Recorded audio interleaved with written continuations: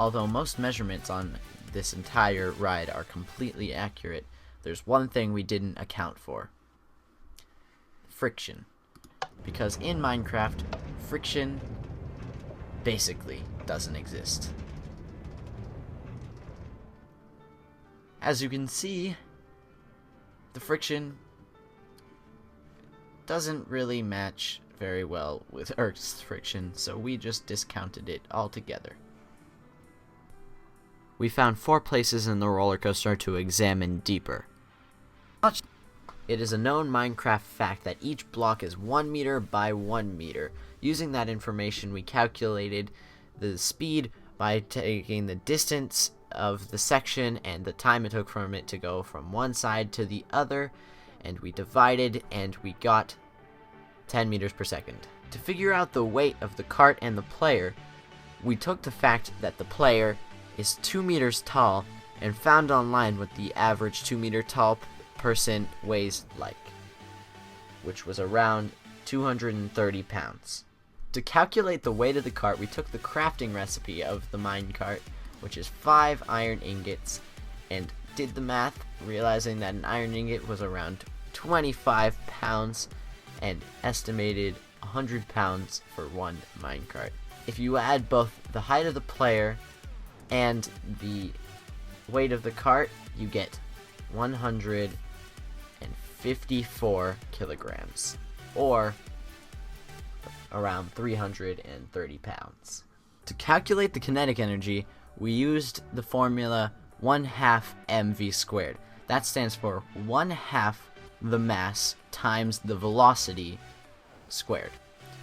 So that is 154 in half times 10 squared, which gets 7,700. To figure out the gravitational potential energy, you multiply height times mass times the force of gravity. As we know from this section, the height of the section is 5 meters tall. The force of gravity is 9.8 newtons, because that's just gravity and stuff, and the mass is, as we calculated before, 154 kilograms. The force, you use the equation force equals mass times acceleration. As we know from the cart plus the player calculations, the mass is 154 kilograms. The acceleration in this section happens to be 1 meter per second, so you simply multiply 154 by 1, and you get 154. So that is the force.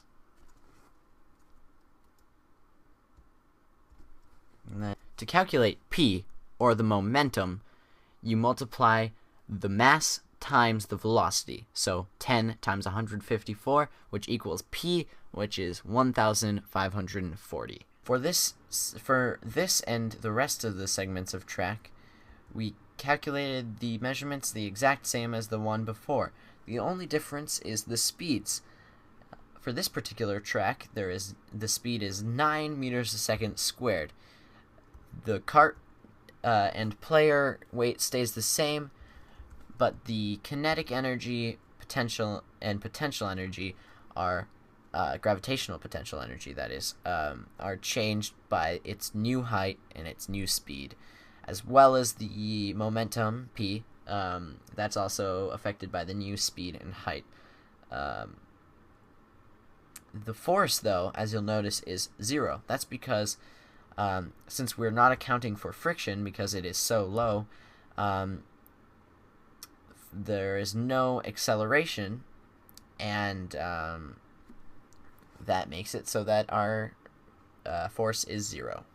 In this segment, you can really see how the speed affects it, as where the speed is 1, you can see that the kinetic energy and potential energy are very low, and the force is at 0 because, once again, there is no acceleration due to the lack of friction. To calculate the average speed of the coaster, we took the total length of the entire coaster and the time it took to travel it, to figure out that the average speed is 8.5 meters a second, because we are literally able to figure out how many meters it went in how many seconds,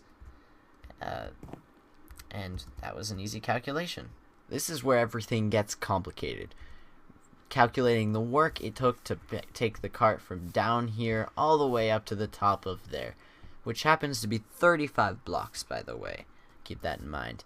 To figure out work, you need force and distance. We have the distance, which I said was 35 blocks, but we don't have the force. The force is mass times acceleration. We have the mass, but we don't have the acceleration. Acceleration is velocity final minus velocity initial over time. So we have the velocity final, basically the speed it was when it was at the top was 10 meters per second, and the speed it started at was 2 meters per second coming off of here.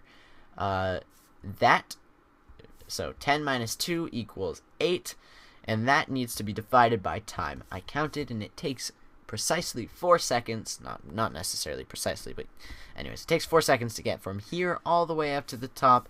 So you do 8 divided by 4, and guess what? That equals 2. So now you multiply your mass times acceleration. So you multiply the mass, which is 154 kilograms, times 2, which is our acceleration that we just calculated.